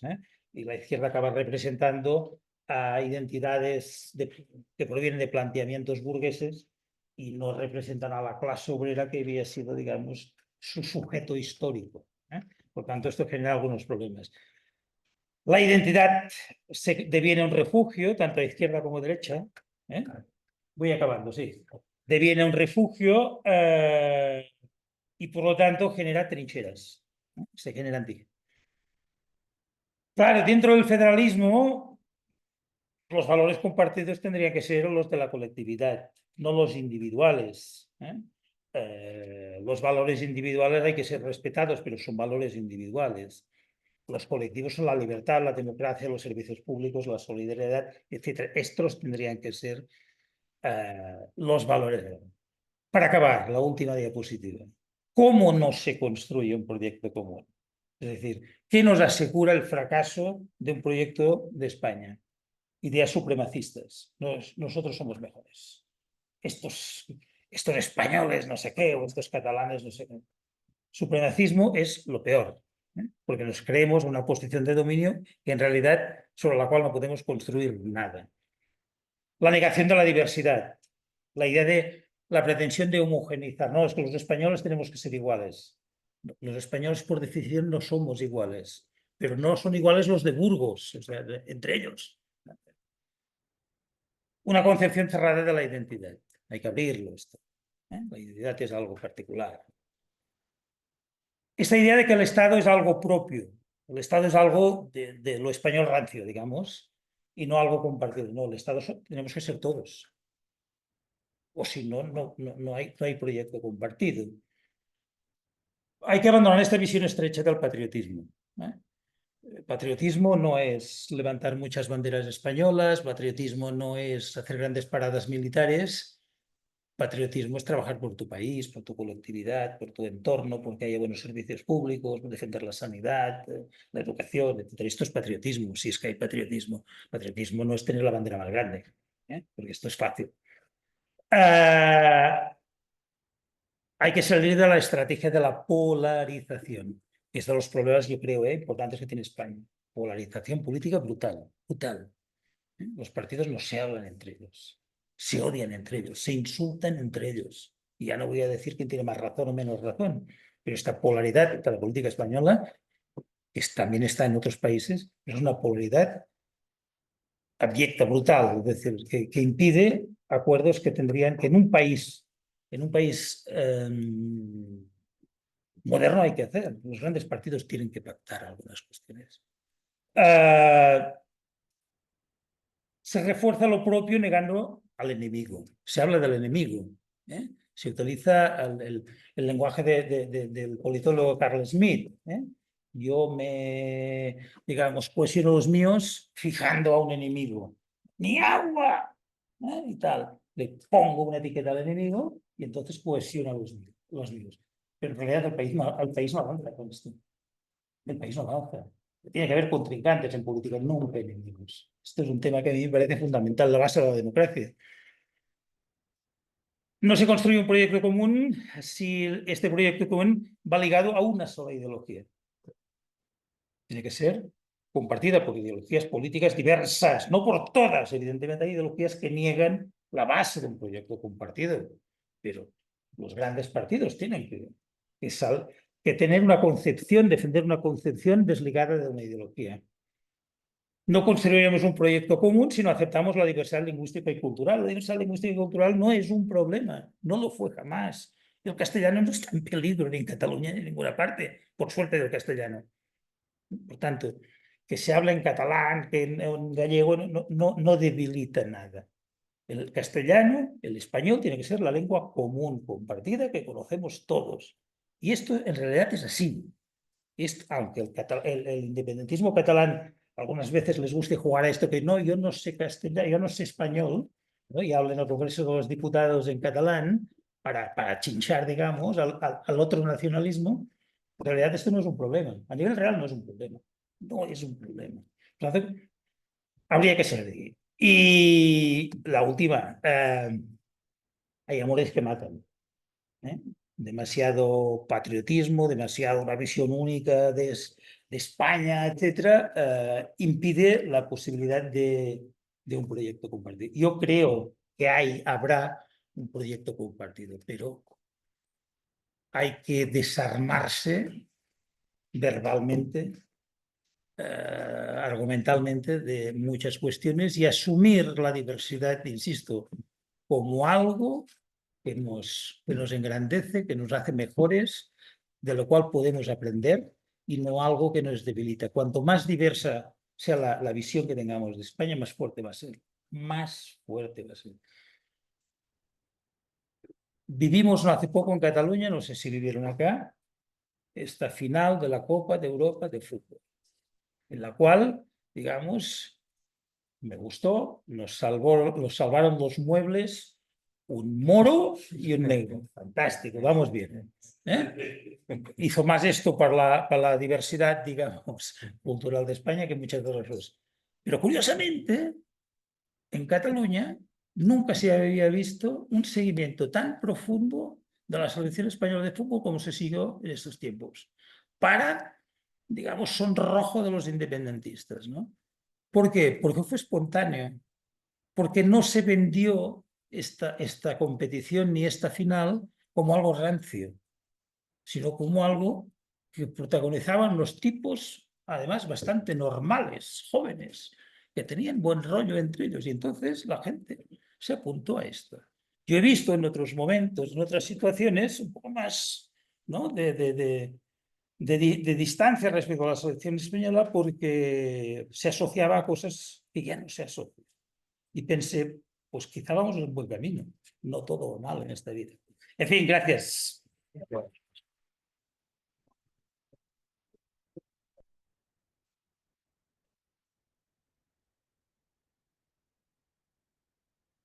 No te he cortado, me pareció que era suficientemente interesante por las caras que veía, ¿no? Yo creo que aclaraba cosas. Eso sí, vamos a tener menos tiempo de diálogo. Cuando queráis, rápidamente, lo comenzamos. Oscar, decidme, ¿levantad la mano? ¿Tú la levantas? Sí, antes. Que me la pido yo. Te lo cede, caballero. No, si es viable o es oportuno, como yo soy un analfabeto en esto de la política, vamos, quiero decir, esto del federalismo, ¿podrías decir del momento que estamos ahora, cómo llegaríamos a este federalismo o cómo se concretaría algo? Si es posible, si tú no lo ves viable, lo pasas y lo... Yo creo que, es decir, estamos en un federalismo imperfecto, dicen los. Simétrico. Simétrico podríamos decir. Bueno, asimétrico es el que se tendría que constituir. El federalismo Claro. asimétrico implica que no todo el mundo tiene las mismas atribuciones, que cada territorio tiene unas atribuciones. Quizá alguien no quiere las cárceles, pero quiere y el otro quiere. Esto sería la asimetría. No tenemos, el federalismo no quiere decir todos iguales, clonados, como el Estado, las autonomías. Quiere decir, o sea, pero ahora estamos, hay quien dice, no, de hecho el Estado de las autonomías es un federalismo. Bueno, no lo es. Le falta un poco. Le falta lo simbólico, que no es una tontería lo simbólico. Es decir, falta que la Constitución lo diga. Esto es fácil. Se pone de acuerdo los dos grandes partidos y pasa a ser una España federal, pero sobre todo es lanzar un mensaje. Oiga, a partir de ahora, esto que llamamos el Estado no es nuestro, es de todos. Vamos a hablar. Es decir, porque ahora se habla en términos, el Estado soy yo y los nacionalistas periféricos pidiendo cosas. Vamos a terminar con esto, es decir, vamos a que el Estado sea algo compartido, donde establecemos las reglas del juego, cada cual qué hace y qué no hace, y sobre todo aceptamos un compromiso de lealtad. De lealtad, es decir, un compromiso de futuro. Tenemos unos mecanismos para rehacer cosas, pero oiga, no vamos a estar rompiendo la baraja cada mañana, digamos, ¿no? Es el modelo, a mí me parece, el modelo que me parece interesante es el alemán. Esto implica una cámara territorial, que está muy bien en el caso alemán, que es el Bundesrat, donde se discuten los temas comunes. Tendría sentido convertir el Senado en esto. Y quizá tendría sentido para lanzar un mensaje que el Senado estuviera en otra ciudad española, que no tiene que ser por fuerza Barcelona. Es decir, lanzar un mensaje, oiga, el Estado somos todos. Y hay una cámara donde se discute los temas territoriales y hay una cámara donde discutimos los temas comunes. A mí el modelo alemán me parece un modelo bastante interesante. Cambios no muchos, es una cuestión de acuerdo político y de hacer un relato, decir, oiga, si hacemos este paso vamos a mejor. Y a partir de esto, no. Pero claro, aquí hay unos partidos políticos, algunos más que otros, pero es igual, que han construido su relato político a partir del enfrentamiento. Y tendrían que salir de esto y hablar de proyectos, de programas, de futuro, de políticas y no hablar de nosotros somos los grandes de la unidad de España. Porque esto no nos lleva a ninguna parte, entiendo yo, ¿eh? Bueno, me ha parecido la exposición interesante, muy bien desarrollada como profesor. Yo también doy clases en un instituto de formación profesional y me ha parecido, de verdad, muy bien expuesta, ¿no? Pero me venía, digamos, la siguiente reflexión. En el momento que estamos, nosotros aquí en esta aula, yo veo que hay gente pues, que es de Burgos, bastantes, hay unos cuantos aragoneses, un canario, mallorquín, catalanes creo que muy pocos, creo que igual eres tú el único que hay aquí, creo. Pero fíjate, no hay, o sea, no somos representativos de lo que hay en la sociedad actual. Aquí no hay chinos, no hay gente del este, no hay negros, no hay musulmanes y tal. Entonces, como que es que el mundo se está cambiando. O sea, estamos diciendo, venga, pues oye, nos vamos a integrar, o sea, esto que estamos hablando de aquí, cómo convivimos, estaría muy, muy bien para los que estamos aquí. Pero es que el mundo es como si ha desaparecido, como si se hubiesen producido las invasiones bárbaras, y de repente se ha producido un cambio social absoluto y seguimos con el mismo mensaje de decir, oye, vamos a ver cómo vivimos los aragoneses, catalanes. A la gente que viene de Ecuador o a un chino, le digo, en Aragón le hablo de la Jota o le hablo de tal, y dice, ¿pero qué me estás diciendo, no? Entonces, quiero decir que la dificultad y además con la gran cantidad de crecimiento cada vez de población que no les va a decir absolutamente nada estos términos en 30 años. ¿No? Sería un poquito, si puedes un poco comentar lo que... Es que yo creo que cuando hablamos de catalanes, aragoneses, etcétera, es una manera de entendernos, pero aquello que decíamos catalanes ya no son aquellos catalanes, digamos, ¿no? Primero porque han viajado más, están conectados a Internet, compran en Amazon, no sé qué, pero sobre todo porque la población ha cambiado en muchos sentidos. Es decir, en Cataluña un 25% de la población es migrante. Cuando digo migrante en sentido relativo, porque Lamine Yamal y los Lamines Yamales han nacido en Cataluña, son tan catalanes como yo, digamos. Y, la sociedad ha cambiado mucho, por tanto, el sentido de identidad todavía ahora es más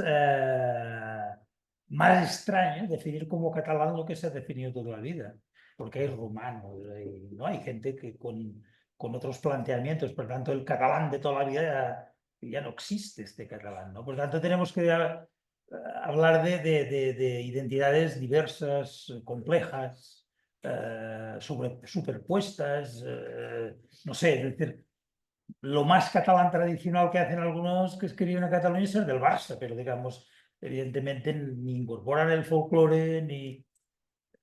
Yo estoy de acuerdo contigo, es decir, el tema este de las identidades de las naciones es... cuando decimos aragoneses hablamos de personas que viven en Zaragoza, Huesca, Teruel, pero se parecen unos a otros como un huevo con una castaña, digamos.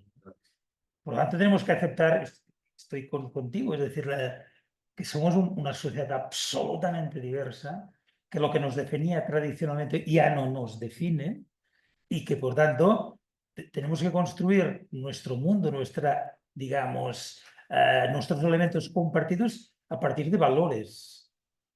Porque los migrantes, el valor de la libertad, de la democracia, de los servicios sociales, de la solidaridad, son valores de todo el mundo, digamos, no los tenemos más desarrollados en España que en otro lugar. Yo creo que tenemos que crear yo le llamo patriotismo constitucional, ¿no? Es entendernos a partir de valores. A partir de aquí, si tú te sientes aragonés del Bajo Aragón y no sé qué,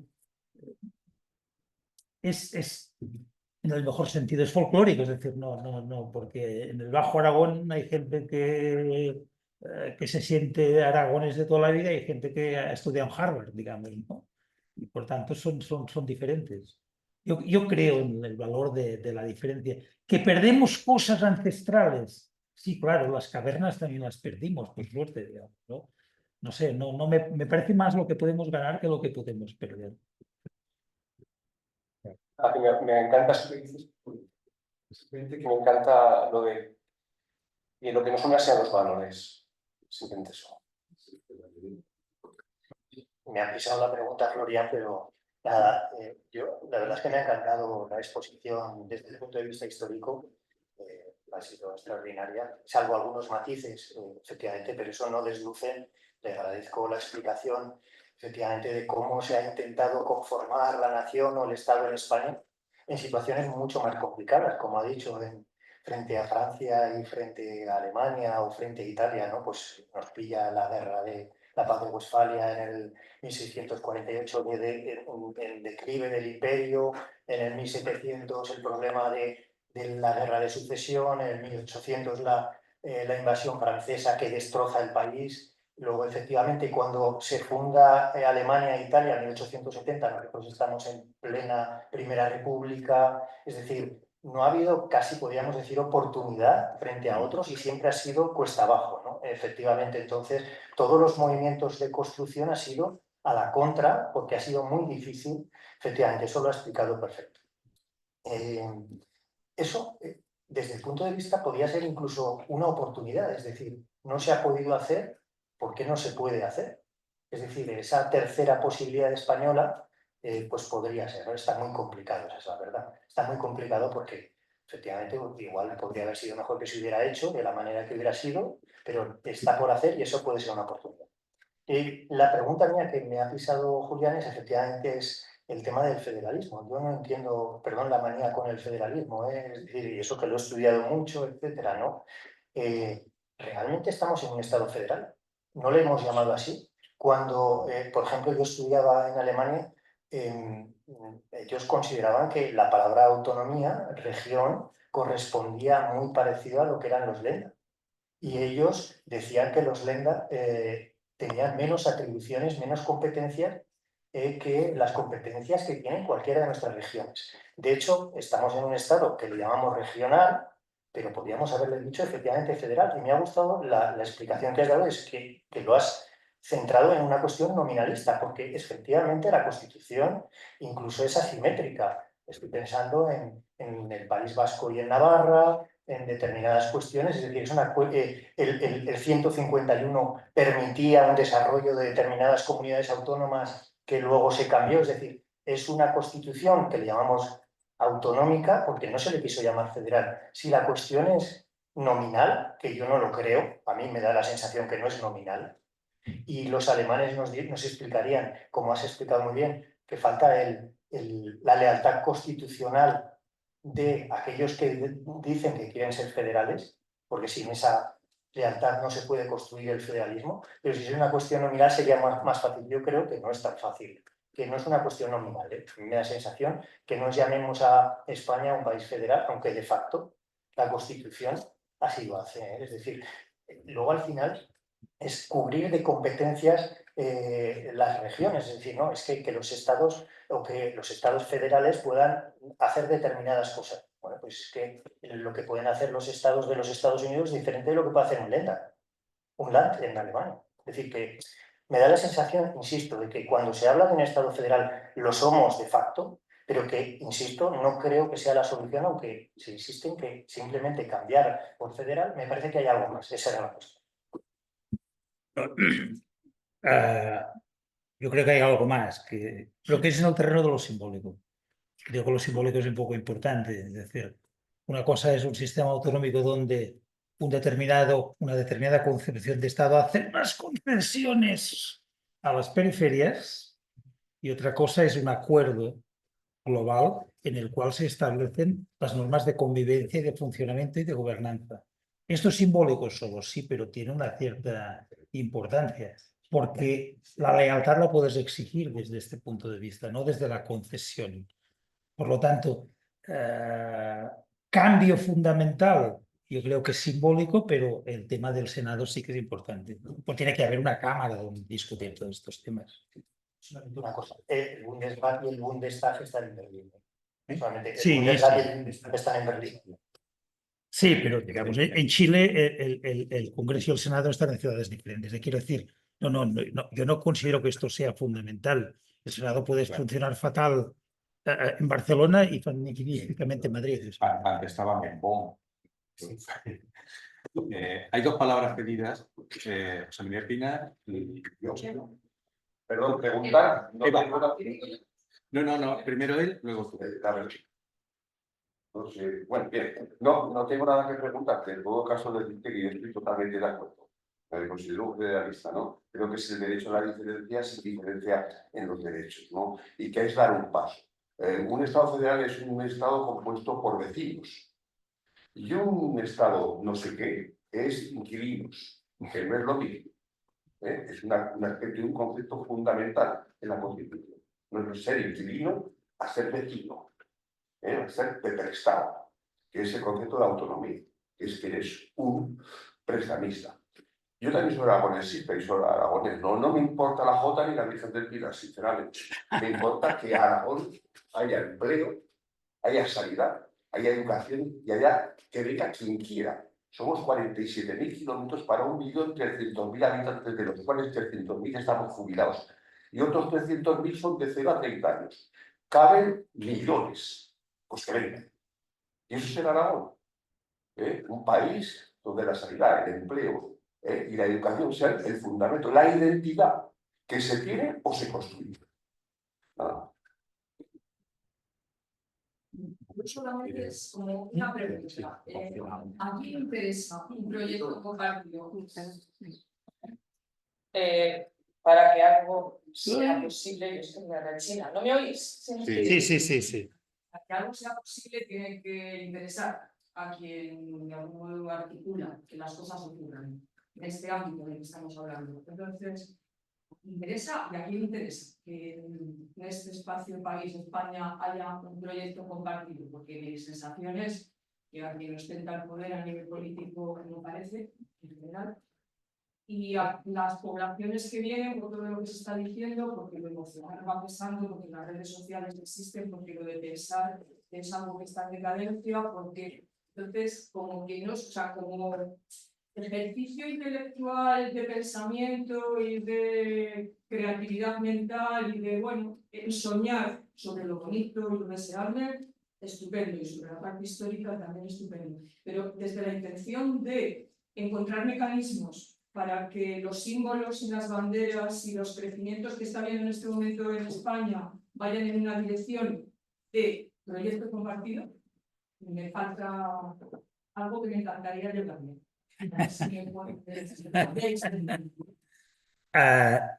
Digamos que la política global no ayuda. La política global no ayuda mucho, ¿no? Porque la polarización es la cultura política dominante en el mundo. En fin, veremos cómo acaba Estados Unidos en noviembre, pero esto puede ir a más. Por tanto, el enfrentamiento es lo que los teóricos políticos recomiendan a los líderes políticos. Y yo a veces a mi hijo, que es politólogo, le digo, para que la política vaya bien, liquidaría a los politólogos, digamos, porque son los que enseñan a los políticos que hay que polarizar en extremo, que hay que hacer todo relato confrontado con el otro. Pero esto es una barbaridad, digamos. Es una barbaridad de la que habrá que salir, porque es imposible construir absolutamente nada. Yo no me resigno a que España sea un conflicto continuo de comunidades autónomas con unos catalanes que ahora nos vamos y no sé qué y tal, que me parece, negaré haberlo dicho, casi fascista la actitud de algunos de estos que nos vamos y somos mejores. Tenemos que salir de esto y tenemos que darle a la gente digamos, un proyecto de futuro diferente. Y yo creo que este proyecto de futuro puede ser España. ¿Por qué? Porque es una realidad que hemos heredado, tenemos unos vínculos, pero no están mal. Y los que no nos sentimos ni mejores ni peores que otros, y además nos gusta verlos diferentes, un poco diferentes a nosotros, pues nos gustaría que hubiera un marco constitucional que nos recogiera a todos, que no dijera, bueno, si queréis hablar un día un poco... No, oye, en España hay una lengua común, que es el español, y después hay otras lenguas, y ya está, y reconozcámoslas, y es una riqueza. Es decir, yo creo que hay que salir de esta situación de conflicto, de confrontación, de somos mejores, de los catalanes sois, no sé qué, no, cuando dicen los catalanes sois, no, yo soy, no sé qué soy, pero en todo caso seguro que no soy como se acostumbra a definir a los catalanes. Tenemos que salir de esto. Y creo que justamente lo que planteaba el compañero, cada vez nuestras sociedades son más cambiantes, hay gente que ha venido de otras culturas, etcétera, que por suerte están fuera de todos estos prejuicios, no, pues que los de Barcelona son no sé qué, los de Madrid son... Si lo único que nos tenemos que enfrentar es en el campo de fútbol, más allá no tiene mucho sentido. Yo sí creo que hay que andar por aquí. Algún día habrá que salir de esta polaridad brutal de la política española. Eso no hay quien lo aguante. O sea, no hay quien lo aguante, porque sobre esto crecerá y crece un discurso antipolítico. Y salen los albises y los que sean, digamos, y en Cataluña una tal Orriols, que es una facha catalana, independentista. Es decir, hay que recuperar ¿no? la consideración de la política, y la política se ocupa de temas que valen la pena, ¿no? Y no de temas sentimentales o elementales o que ya nos cuidamos nosotros, no sé. Yo en esto quiero ser optimista y creo que hay que plantear algunos cambios en el tema de España, y los grandes partidos, sobre todo los dos grandes partidos, tendrían que hacer un esfuerzo de ponerse de acuerdo en algunas cuestiones fundamentales que ideológicamente lo están, pero en su representación, en su teatrillo político, no.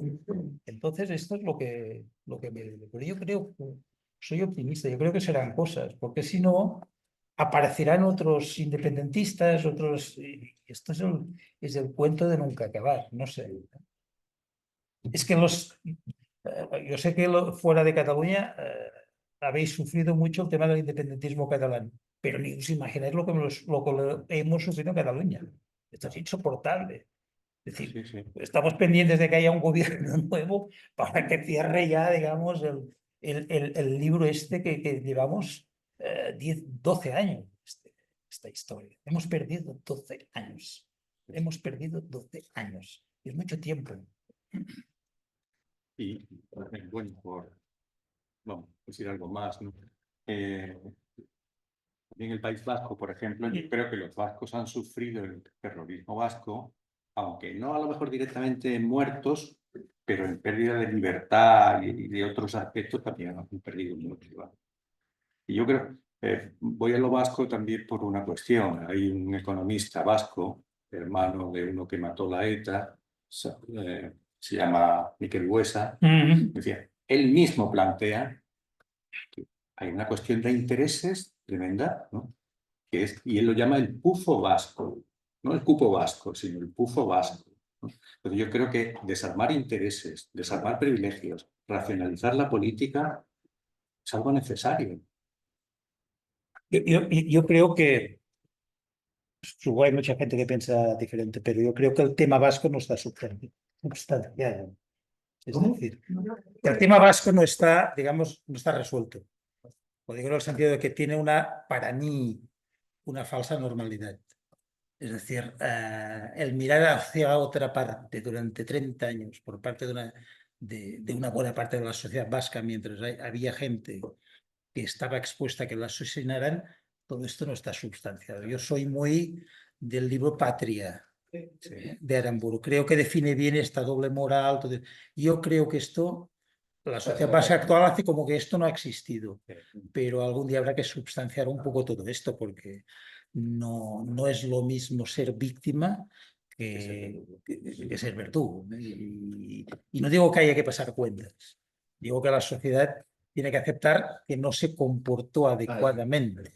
Es decir, cuando tú veías en el País Vasco personas en la calle protegidas por la policía y la gente iba de compras de manera normal y corriente, a mí me parecía insoportable. Eso no es normal. Esto no es normal y es insoportable que la gente aceptara esto. Lo siento, pero ellos no. En Cataluña siempre ha habido un sector del nacionalismo que ha idealizado mucho el País Vasco. Yo creo que equivocadamente. Me parece poco para idealizar. Y lo digo en muchas partes y no me voy a hacer popular con esto, pero el financiamiento vasco es una injusticia. Y hay que decirlo. Una injusticia. Hay gente que habla cuando se habla de mejorar la financiación de Cataluña, enseguida se pone alerta y no dice nada de un financiamiento vasco que no se puede clonar. Si no se puede, es decir, un sistema de financiación autonómica, si no se puede clonar a todos, es un mal sistema de financiamiento. Porque cuando en Cataluña dicen mejor sistema de financiamiento, yo estoy de acuerdo, técnicamente estoy de acuerdo que necesita un mejor sistema de financiamiento, que no forzosamente quiere decir más dinero, pero tiene que ser clonable. Para mí la prueba del 9, la prueba del algodón, es que sea clonable. Andalucía dice, quiero el mismo Cataluña. Pues, perfecto, o sea, no. Es decir, porque lo que no puedes hacer es extraer un territorio que produce y tiene riqueza por encima de la media, no puede extraer renta de los que están por debajo de la media. Esto me parece, digamos, peligro, digamos, ¿no? Y en el caso del País Vasco esto no es así. Y por lo tanto, aunque sea el 5% del PIB, como sistema, me parece infumable. Muy bien, Josep. Muchísimas gracias y te invitaremos otra vez. Para llevarme la copa. Hoy te vas a llevar no la copa, sino la botella. Está bien, gracias.